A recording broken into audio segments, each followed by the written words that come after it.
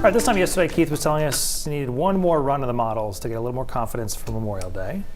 Yeah. Here we are, Well, I'm not 24 going to hours tell later. you now, because then why would we listen for the next couple of minutes? But I will tell you this, that people who've lived in Maine a long time, I got messages last night saying they appreciate my skepticism based on their previous experience with.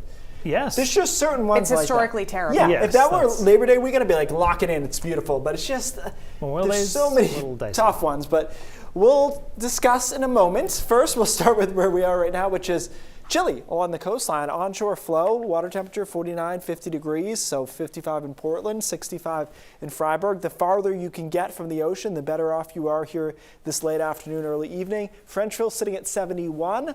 Southwest Harbor 53, so mirroring the ocean temperature, able to kind of overcome it. One thing that's been consistent though in this pattern over the last few days is a lot of sun and really nothing in the way of cloud cover. We popped a few cumulus clouds in the mountains, that's it. The rest of us have not seen any clouds for a couple of days, which is not really a spring and Maine thing.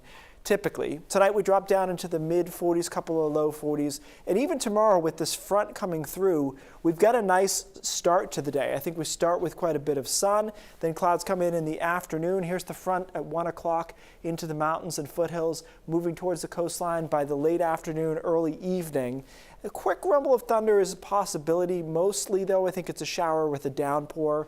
That shower activity stays along the coast 7, 8, 9 o'clock, then moves into down East Maine after midnight. But we get almost all of this into Canada by Thursday morning, the exception being Aroostook and Washington counties, probably still cloudy there. The rest of us get back into a mixture of sun and clouds, though, by Thursday afternoon. So it's really just a quick front sweep through, then from one high to another high. We'll be on the east side initially of this high, which means that we'll get a north flow, but once it moves, drifts over towards the weekend, then we get into the west side of the high, and that's really where you want to be this time of the year, because you start advecting warmer air from the west-southwest, which we'll do for the weekend. Brian was very impatient. He wanted to get right to it. Now we'll talk about it, which is things are looking good. And look, yesterday they looked good too. I just wanted to make sure for one more model run that this high was going to fight that low. And if anything, the high has gotten stronger in overnight model runs. So that makes me feel better that the weekend